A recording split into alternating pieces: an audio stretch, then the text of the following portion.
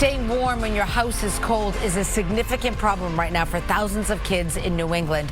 And joining us now to talk about this is Dr. Erica Lee, a psychologist at Boston Children's Hospital. Good to see you, doctor. Hi. Thanks for being with us. Let's start with the federal data on New England, because let's take a look here, because on the left-hand side, they're by the millions. You can see almost 6 million households in New England. Nearly a quarter of them are described as energy insecure.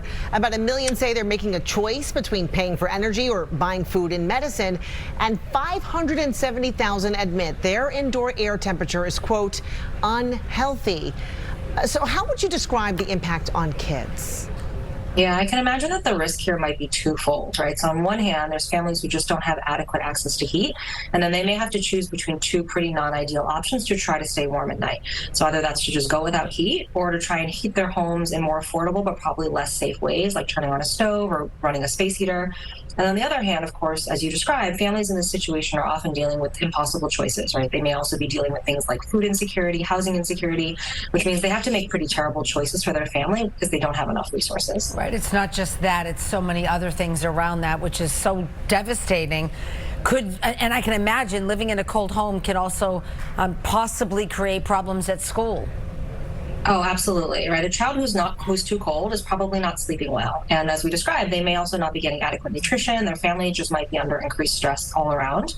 It's really hard to feel safe and get the rest you need if you're unable to stay warm. And just trying to stay warm if you're cold requires a lot of energy, especially for kids who get colder faster. And we also know that kids typically need more sleep than adults. So then you might see them in school being tired, overwhelmed, distracted, which makes a lot of sense because their basic needs aren't being met.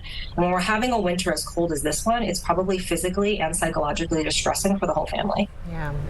You mentioned how, for many of these families, it really is an impossible choice. You're talking food, medicine, or heat. What's your advice to parents making that decision? Yeah, I mean, these are impossible choices, and the data you're describing show that there's far too many families who are in this situation and having to make these kinds of decisions.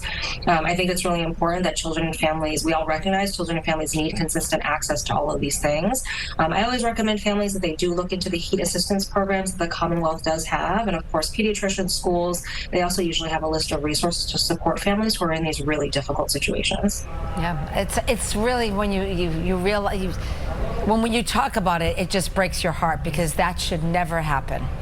And yeah, these are basic needs that our families absolutely deserve. That's it, basic needs.